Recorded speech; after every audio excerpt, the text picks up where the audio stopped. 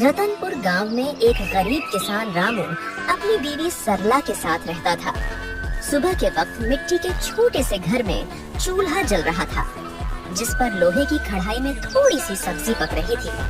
अचानक दरवाजा खटखटाने की आवाज आती है।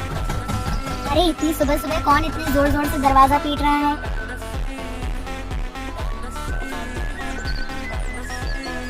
दरवाजा खोलते ही सेठ हरीलाल गुस्से में लाल पीला खड़ा था, जो कि बहुत लालची और चालबाज है।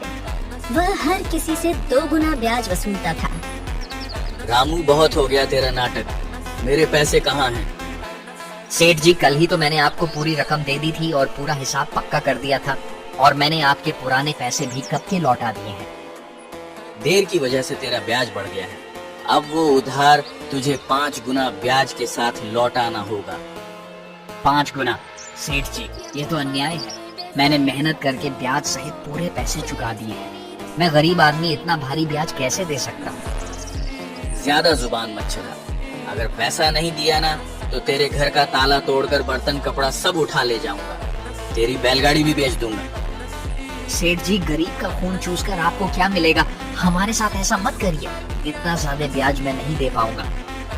पैसे तो तुझे देने ही पड़ेंगे। देख लूंगा मैं तुझे। याद रखना रामू, हरीलाल से पंगा लेना आसान नहीं है। सेठ रामू को धमकाते हुए चला जाता है, लेकिन जाते जाते अपने नौकर को कहता है, इस गरीब भिखारी की इतनी मजाल, मुझे ना बोलकर इसने गलती कर दी। इसे तो सबक सिखाना पड़ेगा ताकि गांव में बाकी गरीब भी डर में रहे। आप बताइए, ये जिंदगी कब बदलेगी? रोज रोज 2 वक्त की रोटी के लिए जूझना पड़ता है। कभी मन करता है घर की टूटी छत ठीक करवा दूं, तो कभी सोचती हूँ कि हमारे पास भी अच्छे कपड़े हों, लेकिन लगता है किस्मत ने हमें बस तंगी ही दी है। मुझे पता है तुम्हें तकलीफ है, पर मैं क्या करूं? खेत छोटे हैं, बारिश वक्त पर नहीं होती, ऊपर से कर्ज का बोझ भी सर पर है। मैं दिन रात मेहनत करूं, तब हमारे हिस्से में यही नमक रोटी आती है। मेहनत? हाँ, मेहनत तो आप करते हैं, लेकिन भगवान हमारी सुनता ही कहाँ है। लगता है जैसे भाग्य ने हमें इस गरीबी में ही सड़ने के लिए भेजा है। सरला ने आह भरी और चुपचाप सब्जी पकाने लगी। कमरे में सन्नाटा था। रामू ने मन ही मन ठान लिया, आज खेत में चाहे जान निकल जाए, पर घर लौटकर कुछ ऐसा लाऊंगा जिससे सरला के चेहरे पर मुस्कान आ जाए। रामू को नहीं पता था कि आज का दिन उसकी जिंदगी की सबसे बड़ी कहानी की शुरुआत करने वाला है। सुबह के वक्त रामू खेत जाने के लिए घर से निकल रहा है। सुबह की हल्की हल्की धूप खेतों पर पड़ रही थी। सरला के मन में आज कुछ हलचल सी चल रही थी। रामू रोज गांव के बीच से होकर जाने वाला रास्ता मंदिर के पास से गुजरता था। रामू रोज इसी रास्ते से जाता था, क्योंकि यही सबसे छोटा और आसान रास्ता था। मंदिर में उस वक्त बस पुजारी ही थे जो सफाई कर रहे थे। प्रणाम पंडित जी, कैसे हैं आप? तबीयत ठीक है ना आपकी? हाँ बेटा, सब अच्छा है। भगवान का आशीर्वाद तुझ पर हमेशा बना रहे। पुजारी से बात करके रामू अपने खेत की तरफ निकल जाता है। उसी शाम गांव का सबसे अमीर सेठ हरीलाल अपने नौकर के साथ बैठा था। वह बहुत लालची और चालाक था। उसके मन में एक खतरनाक योजना पनप रही थी। सेठ हरीलाल अपने बड़े से घर में खाट पर बैठा पान चबा रहा था। पास में उसका नौकर कालू खड़ा था। अरे कालू सुन, मंदिर के गहनों को देखकर मेरा जी ललचा गया है। कल रात मंदिर में जो सोने चांदी के गहने हैं ना, वो मेरे घर में होने चाहिए। गांव वाले मेरी इज्जत करते हैं, लेकिन पैसा और बढ़ाना है मुझे। सेठ जी, पर यह तो पाप का काम होगा। भगवान के घर से गहने चुराना अच्छा नहीं लगेगा। अरे मूर्ख, भगवान को क्या जरूरत है गहनों की? उनका क्या होगा इनसे? असली भगवान तो पैसा है, और पैसा इंसान के हाथ में अच्छा लगता है। पर गांव वाले अगर उनको पता चल गया तो? बस यही तो मजा है। चोरी हम करेंगे और इल्जाम किसी और पर लगेगा। पता है किस पर? उस गरीब रामू पर। आज उसकी और उसकी बीवी की जुबान बहुत ज्यादा ही चल रही थी। रामू, वो तो रोज मंदिर के पास से ही अपने खेत के लिए जाता है ना? हाँ, हम इसी बात का फायदा उठाएंगे। सबको लगेगा कि उसी ने चोरी की। गांव वाले पहले ही उसे तिरछी नजरों से देखते हैं। बस आज रात ही हम अपना काम कर देंगे और सुबह हंगामा हो जाएगा। तू बस ये याद रख, कोई गलती नहीं होनी चाहिए। आधी रात को हम मंदिर में घुसेंगे, गहने उठाएंगे और अपने गोदाम में छुपा देंगे। सुबह मैं खुद शोर मचाऊंगा और रामू का नाम लूंगा। कालू डरते डरते सिर हिलाता है और अपने सेठ की बात मान लेता है। रात का समय था। गांव में हर तरफ सन्नाटा था। बस कहीं कहीं कुत्तों के भौंकने की आवाज आ रही थी। उस रात सेठ लालच में अंधा हो जाता है और इस घिनौनी साजिश को अंजाम देता है। अपने नौकर से मंदिर में चोरी करवाता है। पास ही अंधेरे में एक काली बिल्ली म्याऊं करके गुजर जाती है, जैसे वो इस पाप की गवाही दे रही हो। अगली सुबह गांव के बीचों बीच मंदिर के सामने एक भीड़ इकट्ठी हो गई थी। हर कोई जोर जोर से बातें कर रहा था। माहौल में घबराहट और गुस्से की गूंज थी। अरे यह क्या हो गया? मंदिर के सारे सोने के गहने रातों रात गायब हो गए। इतना बड़ा अपशकुन, भगवान के गहने चुरा ले गया कोई। ये तो बहुत बुरी बात है। इसी बीच रामू रोज की तरह खेत की तरफ जाने के लिए उसी रास्ते से गुजर रहा था। भीड़ देखकर वो रुक गया और पास आ गया। अरे क्या हो गया भाई लोग? इतनी सुबह सुबह ये भीड़ किस बात की है? अरे रामू, तूने सुना नहीं मंदिर में चोरी हो गई? भगवान के सारे गहने कोई उठा ले गया। रामू यह सुनकर चौंक जाता है। भीड़ में खड़ा सेठ, जो असल में चोरी किया था, वह बहुत मासूम बन रहा था। पंडित जी आप बताइए, कल रात तक तो गहने मंदिर में थे, फिर अचानक कौन ले गया? आप बताइए पंडित जी, क्या आपने मंदिर के आसपास किसी को आते जाते देखा है? आपको किसी पर शक है क्या? अरे मैंने देखा है रामू, रोज मंदिर के रास्ते से आना जाना करता है। सेठ जी, कल तक तो सब कुछ ठीक ठाक था। मंदिर के पास से तो कई लोग गुजरते हैं, लेकिन रोज सुबह सुबह खेत की तरफ जाने के लिए रामू इधर से निकलता है। मगर रामू ऐसा काम करेगा मुझे नहीं लगता। अरे पंडित जी, जमाना खराब है, आदमी की नीयत कब बदल जाए क्या पता। और वैसे भी जिसने किया है वो मुंह से कभी मानेगा नहीं। मैंने अपनी आंखों से देखा है। रात को जब मैं खेत की तरफ जा रहा था, रामू मंदिर के पास चुपके चुपके घूम रहा था। ये क्या कह रहे हो आप लोग? मैंने कोई चोरी नहीं की है। इतना बड़ा पाप मुझ पर मत डालो। अरे हाँ, ये गरीब आदमी है, पैसों की तंगी में है, ये कर भी सकता है ये काम। ये लोग मुंह पर अच्छे बनते हैं। अरे भगवान से डरिए आप लोग, हमने कुछ नहीं किया। हम गरीब जरूर हैं, लेकिन चोर नहीं। मेरे पति जितना ईमानदार इंसान इस पूरे गांव में कोई नहीं है। ऐसा मत कहिए, वरना भगवान आप लोगों को कभी माफ नहीं करेगा। रामू और उसकी बीवी ने बहुत समझाने की कोशिश करी, लेकिन भीड़ मानने को तैयार नहीं थी। सब रामू को ही चोर मान बैठे। रामू और सरला की आंखों में आंसू आ गए, लेकिन भीड़ में कोई उनकी सुनने को तैयार नहीं था। गांव वालों, अब तो सब साफ है। मंदिर के गहने चुराने वाला यही रामू है और ऐसे आदमी को हमारे गांव में रहने का कोई हक नहीं। चोरी करने वाले की एक ही सजा है, गांव से बाहर निकाल देना। हाँ, अगर इसने मंदिर में चोरी की है तो यह तो भगवान का भी अपराधी हुआ। इसे यहीं रहने देंगे तो कल हमारे घरों से भी चीजें गायब हो जाएंगी। अरे आप सब क्यों नहीं समझते? मैं निर्दोष हूँ, मैंने कोई चोरी नहीं की। मैं तो रोज के जैसे अपने खेत जा रहा था। मुझ पर इतना बड़ा इल्जाम मत डालिए। भीड़ में जोर जोर से आवाजें गूंजने लगी, निकालो इसे, निकालो इसे गांव से। भीड़ में हलचल मच गई। लोग एक दूसरे से कान्हा फूंसी करने लगे। रामू और सरला की आंखों में आंसू भर आए। उन्होंने कई बार सफाई देने की कोशिश की, लेकिन किसी ने उनकी नहीं सुनी। सबने मिलकर उन्हें गांव के बाहर निकाल दिया। रामू और सरला मजबूर होकर गांव छोड़कर चले गए। रामू और सरला रोते रोते गांव छोड़ चुके थे। गांव के बाहर एक सुनसान जगह पर टूटी फूटी झाड़ियों और कंटीली झाड़ियों के बीच एक पुरानी पड़ी झोपड़ी मिली। मजबूरी में वहीं उनका नया घर बन गया। सुनिए जी, यह जगह कितनी सुनसान है। न पास में कोई इंसान, यहाँ आसपास की झोपड़ियों में कोई रहता भी नहीं है, न खाने को कुछ है। अब हम क्या करेंगे? क्या करें सरला, जब अपना गांव ही हमें ठुकरा दे तो कहीं और सहारा ढूंढना पड़ता है। यही हमारी तकदीर है। मैं तो ये सोच रहा हूँ आखिर चोरी की किसने है और इल्जाम मुझ पर डाल दिया गया। मैं असली चोर का पता लगाकर रहूंगा। दिन ढल गया। सरला रोते रोते सो गई। रामू सारी रात परेशान बैठा रहा।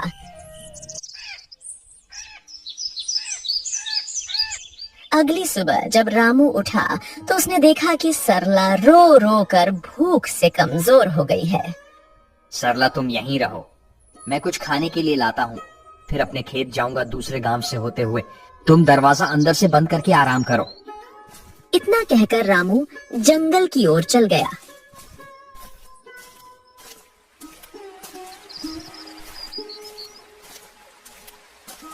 रामू ने सरला को कुछ फल और आसपास की नदी से पानी लाकर दिया। रामू दूसरे गांव से होते हुए अपने खेत जाने के लिए निकल गया। अचानक घने जंगल में सामने से एक साधु बाबा प्रकट होते हैं। उनकी लंबी दाढ़ी और वस्त्र उन्हें अलग ही आभा दे रहे थे। रामू उनके पास गया। बेटा तू कौन है? तेरे चेहरे पर चिंता की रेखाएं साफ दिख रही हैं। बाबा मैं इस गांव का ही रहने वाला हूँ, पर अब गांव वालों ने मुझे निकाल दिया है। सब लोग मुझ पर चोरी का झूठा इल्जाम लगा रहे हैं। मैंने कोई चोरी नहीं की। रामू रोते रोते साधु बाबा को पूरी कहानी बताता है। सेठ का कर्ज, गांव वालों का इल्जाम और मंदिर से चोरी की घटना। बेटा तेरी आंखों में छल नहीं है, तू सच्चा और साफ दिल का इंसान है। तेरी पीड़ा मैं समझ सकता हूँ। ये दुनिया अक्सर गरीब पर झूठा इल्जाम लगा देती है, पर चिंता मत कर, भगवान न्याय करते हैं। असली चोर जल्द ही सामने आएगा, ये मेरा आशीर्वाद है। पर बाबा कैसे? सब मुझे ही दोषी मान रहे हैं। गांव छोड़कर मैं और मेरी पत्नी यहाँ भूखे प्यासे पड़े हैं। कोई मेरी बात मानने को तैयार नहीं है। मैं कैसे साबित करूं कि मैं निर्दोष हूं? इस जंगल में एक श्रापित जानवर रहता है। उसने अपनी आंखों से असली चोर को देखा है। वही तुझे सच तक पहुंचने में मदद करेगा। पर ध्यान रहे, उस जानवर को ढूंढना आसान नहीं है। उसके पास जाना होगा, उसका विश्वास जीतना होगा, तभी वह तेरी मदद करेगा। श्रापित जानवर बाबा, वह कौन है? मैं उसे कैसे ढूंढूं? यहाँ जंगल में तो बहुत से जानवर हैं। वह एक श्रापित काली बिल्ली है। सच यह है कि उसकी आंखों ने वह दृश्य देखा है जो किसी और ने नहीं देखा। जा बेटा, उस जानवर को ढूंढ और उससे मदद मांग। वो बिल्ली तेरी जिंदगी बदल देगी। भगवान तेरा साथ देंगे। जा बेटा, सत्य की शक्ति तेरे साथ है। साधु बाबा रामू को आशीर्वाद देकर अचानक गायब हो गए। रामू समझ गया था कि यह भगवान की लीला है। रामू तुरंत ही बाबा के बताए अनुसार उस बिल्ली को ढूंढने के लिए निकल गया। जंगल का सन्नाटा, पत्तों की सरसराहट। रामू थका हारा, भूखा प्यासा, उम्मीद के सहारे इधर उधर भटक रहा था। उसने पूरा जंगल छान मारा, पर उसे वो काली बिल्ली कहीं नहीं मिली। दिन ढलने को आया। रामू अब निराश होकर अपनी झोपड़ी की तरफ जा रहा था। अचानक तभी उसकी नजर एक काली बिल्ली पर पड़ी। बिल्ली की चमकती आंखें दो अंगारों जैसी दिखाई दे रही थीं। ओ बिल्ली रानी, क्या तुम वही हो जिसके बारे में साधु बाबा ने कहा था? क्या तुमने उस रात देखा था? असली चोर कौन है? माँ, बिल्ली, क्या तुम मेरी मदद करोगी? मुझ पर झूठा इल्जाम लगाकर गांव से निकाल दिया गया है। क्या तुम सच जानती हो? मुझे बता दो, असली चोर कौन है? बिल्ली उसकी आंखों में देखती है। रामू का साफ दिल और अच्छी नीयत देखकर जैसे उसे सब समझ आ गया हो। अचानक बिल्ली की आंखों से एक अजीब सी चमक निकलती है और वह इंसानी आवाज में बोल उठती है। रामू, तुम्हारे साथ बहुत बड़ा अन्याय हुआ है। मंदिर के गहने तुमने नहीं चुराए। असली चोर तुम्हारे गांव का सेठ और उसका नौकर है। दोनों ने मिलकर मंदिर से गहने चुराए और चोरी का इल्जाम तुम्हारे सिर पर चढ़ा दिया ताकि कोई शक न करे। सेठ जानता था कि तुम गरीब हो, तुम्हारे पास कोई सबूत नहीं होगा, इसलिए उसने चालाकी से तुम्हें बलि का बकरा बना दिया। क्या गांव का सेठ, वही जो सबसे धर्म और दान की बातें करता है, और उसका नौकर भी तो यही सच्चाई है? गांव वालों ने मेरी ईमानदारी पर शक किया और असली अपराधी चैन से सो रहा है। माँ बिल्ली, अब मैं क्या करूं? ये सच गांव वालों तक कैसे पहुंचाऊं? समय आने दो रामू, सच को कोई दबा नहीं सकता। मैं तुम्हारी मदद करूंगी। तुम मुझे कल गांव लेकर चलो। मैं वहां जाकर सबको सारी सच्चाई बताऊंगी और तुम्हें निर्दोष साबित करूंगी। रामू को बिल्ली की बातें सुनकर राहत मिलती है।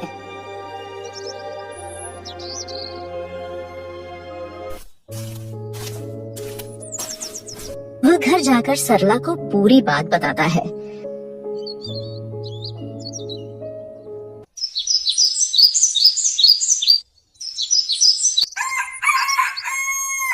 अगली सुबह रामू और सरला बिल्ली को लेकर गांव जाते हैं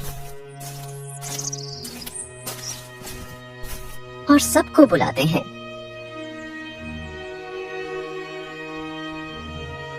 गांव वालों, आप सबने मुझे चोर बोलकर गांव से निकाल दिया था, पर असली चोर अभी भी गांव में ही बैठा है। आज मेरे पास एक गवाह है जो मुझे निर्दोष साबित करेगा।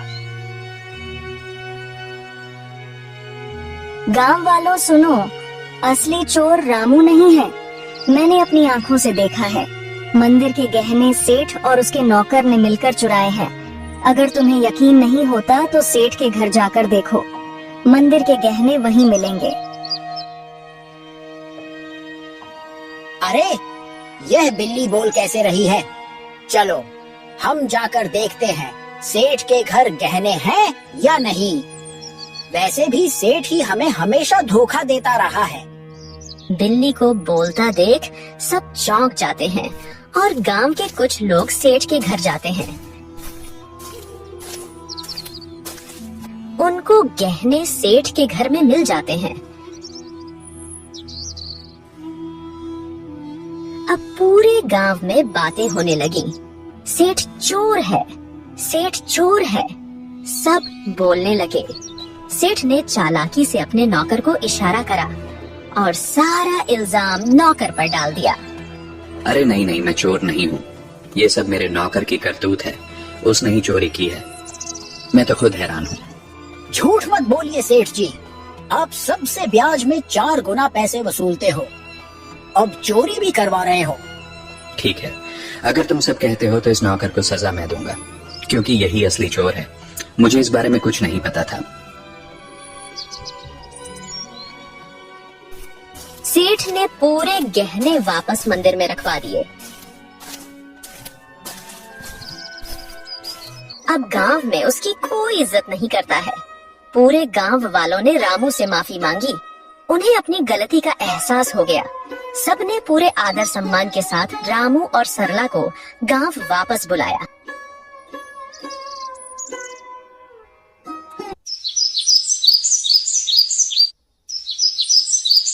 रामू और उसकी पत्नी सरला अब वापस अपने घर आ गए थे।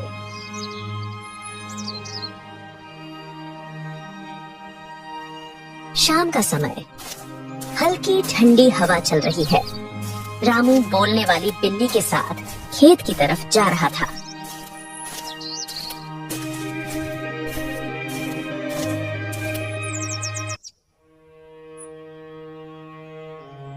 माँ बिल्ली, आज अगर तुम ना होती तो मेरी जिंदगी बर्बाद हो जाती।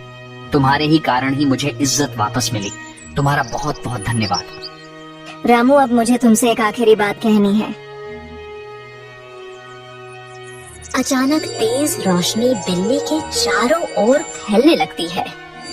बिल्ली चमकने लगती है और पल भर में वह एक सुंदर अप्सरा में बदल जाती है। रामू आश्चर्य से पीछे हट जाता है। अरे ये क्या हुआ? तुम अचानक अप्सरा कैसे बन गई? कौन हो तुम? हाँ रामू, मैं एक अप्सरा ही हूँ। मुझे स्वर्ग से श्राप मिला था। मैं इस श्राप से मुक्त होने के लिए ही धरती पर आई थी। जब तक मैं धरती पर किसी सच्चे और भले इंसान की मदद नहीं करती, तब तक मैं इस बिल्ली के रूप में ही रहती। तुम एक सच्चे और ईमानदार इंसान हो, इसलिए तुम्हें बचाकर मैंने भी अपना श्राप तोड़ दिया। अब मुझे मुक्ति मिल चुकी है। तुम्हारी ईमानदारी और भलाई ने मुझे श्राप से मुक्त कर दिया है। तुम्हारा बहुत बहुत धन्यवाद रामू। मैं बहुत खुश हूँ। मैं तुम्हें वरदान देना चाहती हूँ। तुम्हें जो चाहिए बेझिझक कहो। रामू की आंखों में चमक आ जाती है। वह भावुक होकर अप्सरा को प्रणाम करता है। देवी, मेरी जिंदगी गरीबी से घिरी हुई है। मैं दिन रात खेतों में मेहनत करता हूँ, मगर फसल कभी अच्छी नहीं होती। ऊपर से कर्ज का बोझ है। मेरे परिवार के लिए 2 वक्त की रोटी जुटाना भी मुश्किल हो जाता है। रामू, मैं तुम्हें वरदान देती हूँ। तुम्हारी परेशानी अब समाप्त होगी। जंगल के बीच में एक लाल फूल के पौधे के पास एक चमत्कारी फल का पेड़ है। वह पेड़ स्वर्ग से आया है। उस पेड़ का फल सिर्फ ईमानदार इंसान ही खा सकता है। तुम वहाँ जाओ और वह फल खाओ। तुम्हारे खेतों में समृद्धि होगी, कर्ज मिट जाएगा और जीवन खुशहाल हो जाएगा। बस याद रखना, तुम हमेशा इसे ही रहमदिल रहना, वरना तुम्हारी जिंदगी वापस वैसे ही हो जाएगी। सुखी रहो रामू। अब मैं चलती हूँ, अपना ख्याल रखना। रामू को वरदान देकर अप्सरा अचानक गायब हो जाती है।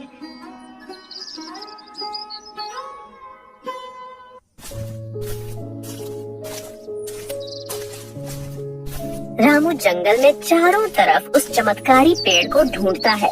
सूरज ढलने को होता है। थका हारा रामू अचानक लाल फूल के पौधे को देख लेता है।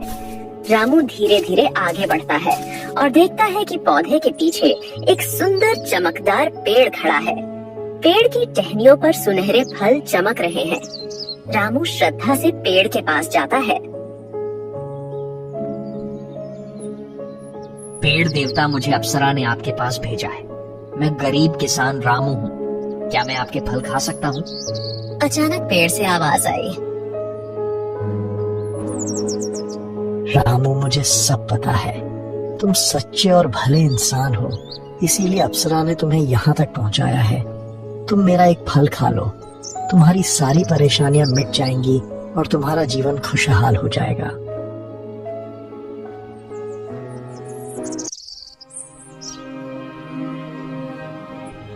रामू पेड़ से एक सुनहरा फल तोड़कर खाता है। अचानक उसके शरीर में एक अजीब सी ऊर्जा दौड़ जाती है। वह पेड़ को धन्यवाद करके अपने घर की ओर निकल जाता है। और जैसे ही वह घर के पास पहुंचता है, उसकी झोपड़ी एक सुंदर बड़ा आलीशान घर में बदल जाती है। रामू दंग रह जाता है। उसकी पत्नी बाहर आकर चौंक जाती। अरे सुनिए, ये क्या हो गया? हमारी झोपड़ी कहाँ गई? इतना बड़ा घर कैसे बन गया? क्या यह घर हमारा है? हाँ प्रिय, ये सब भगवान की कृपा है। जंगल में मुझे एक अप्सरा मिली। उसने मुझे चमत्कारी पेड़ का रास्ता बताया। उस पेड़ ने मुझे फल दिया और जैसे ही मैंने खाया, हमारी किस्मत बदल गई। रामू ने सरला को उस स्वर्ग से आई श्रापित बिल्ली की पूरी कहानी बताई। इतने सालों की गरीबी के बाद अब हमारी जिंदगी बदल गई। भगवान का बहुत बहुत धन्यवाद। हाँ, मगर याद रखना, ये चमत्कार हमें सिर्फ इसलिए मिला है क्योंकि हमने कभी बेईमानी नहीं की। ये वरदान हमें हमारी मेहनत और ईमानदारी की वजह से मिला है।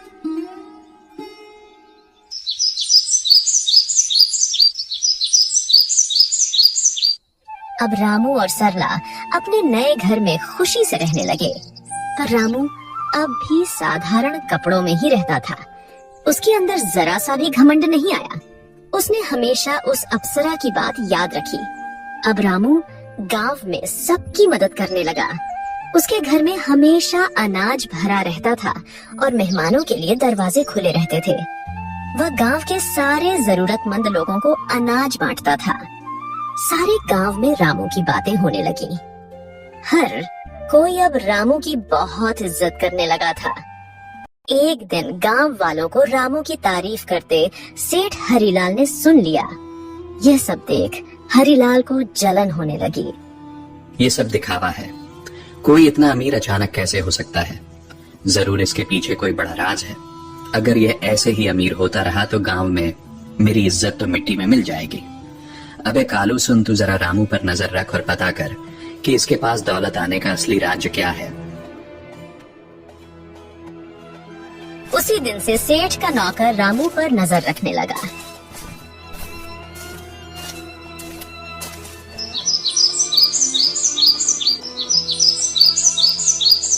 एक दिन सेठ का नौकर रामू का पीछा कर रहा था।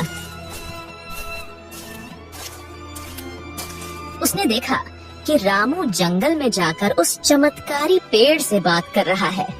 कालू चुपके चुपके रामू की सारी बातें सुन रहा था।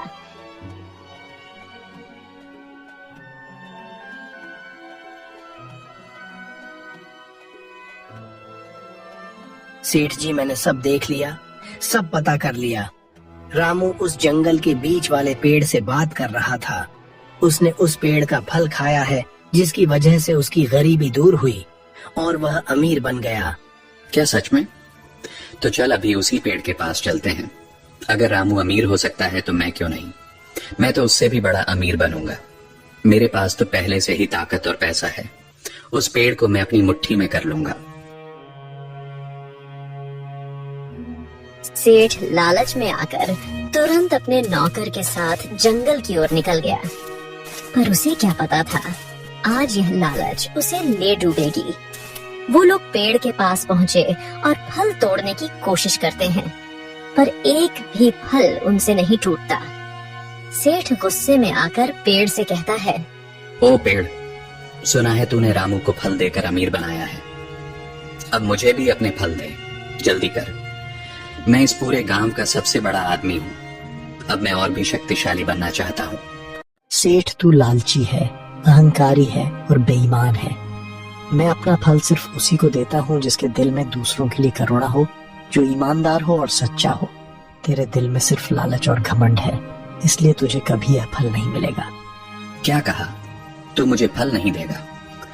अरे मूर्ख पेड़, अगर तू मुझे फल नहीं देगा तो मैं तुझे जड़ से काट दूंगा।